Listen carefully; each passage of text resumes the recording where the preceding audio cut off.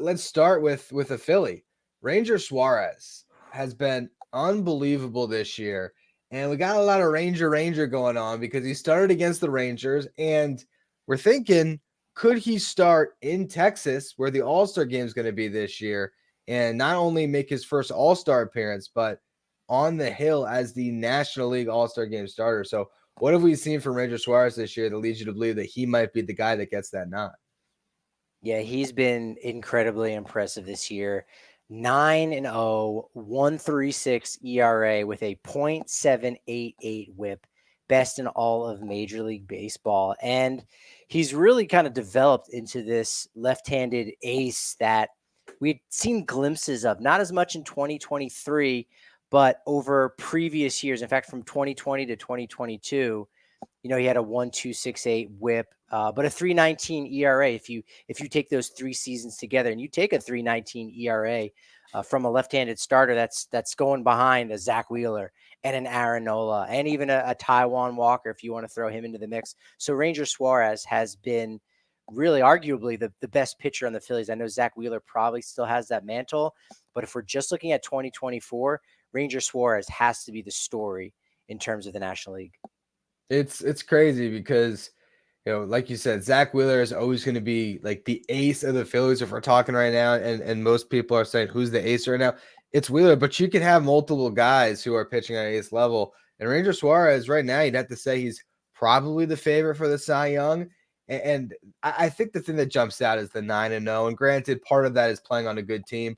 And I know we don't care about records as much as we used to, but when a guy has made 10 starts and he is 9-0, and he's sitting with the 1.36 ERA. And it's not like Ranger Suarez is the guy that we've seen in the past where might be a little bit of five and dive. He's given them length. He's pitching deep into games. He's holding that pitch count down. He's still getting strikeouts.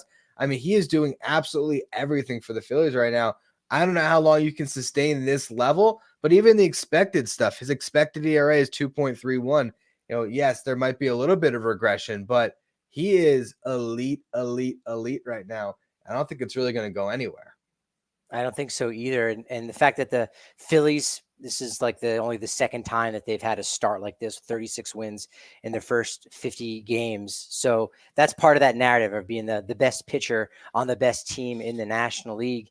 In our chat, because we do go live over on YouTube, we're hearing Shota Imanaga. Hey, if he doesn't start in the All-Star game, they're going to riot. I don't know who they are, but Cubs fans definitely are going to be there. He would obviously have to be that other name, and that's also a great narrative, not only just for the Cubs leading that staff, for a team that's doing incredibly well in the NL Central, but being the afterthought, right? Being the second guy, Yoshinobu Yamamoto, he's the one.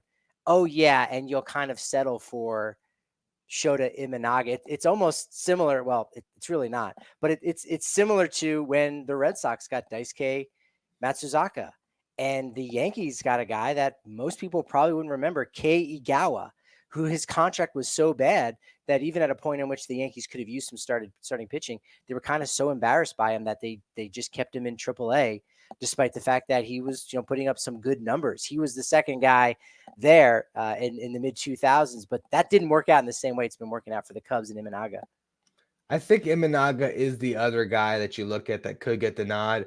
There's other great pitchers in the National League. You got Chris Sale, you have Tyler Glass, now you have Zach Wheeler, but Shota Imanaga has that ERA that's jumping out where it's under 1, sitting at 0.84. And also, if you're going to showcase the stars of the game, and I don't know how much this plays into it, but would Major League Baseball want to put Shota Imanaga front and center for an All-Star game because he's this sensation who has come over and has dominated and is also pitching in a market that might not be as represented at the All-Star game? The Phillies, I think, are going to have players all over the field littered across this roster. I might get to some of them a little bit down the line on the show today, but Imanaga is, I don't know who the better story of the season is. I'd maybe say Imanaga because it's unheard of, or it's, it wasn't as expected. It kind of came out of nowhere, but I think the numbers still skewed Ranger. But could the narrative push Imanaga to the forefront? I think you hit the nail on the head. I think that could be that better story where Ranger Suarez, hey, he's having a great year. He's been a solid pitcher up to this point, best pitcher on the best team. That may, like you said, going to have a lot of representation, and we'll get to that here in a little bit. But Imanaga is just that guy, and it gives you that international flair as well. Ranger Suarez, being a guy from Latin America is one thing, but to have a Japanese star there as the pitcher, as we kind of been used to with Ohtani starting the All-Star game and DHing. Now he'll only be able to DH, but now on his same team, he'll have a Japanese starting pitcher. We have yet to see that in any of the All-Star games that Ohtani has been a part of, other than himself pitching. But he hasn't been in a starting lineup with another Japanese-born player. So I think that would be really interesting, and that very much could give Imanaga that edge if we're just looking at a dead heat between Imanaga and Ranger Suarez going into the All-Star game down in Texas. One bad start from either one of these guys might push it in the other direction. But if Imanaga can maintain an ERA under 1, I think he might get the nod. But, Suarez has pitched 13 more innings, or about 13 more innings. And, Suarez, the 9-0 just still jumps out. I'm looking at Chris Sale at 7-1 too, though. Is record back?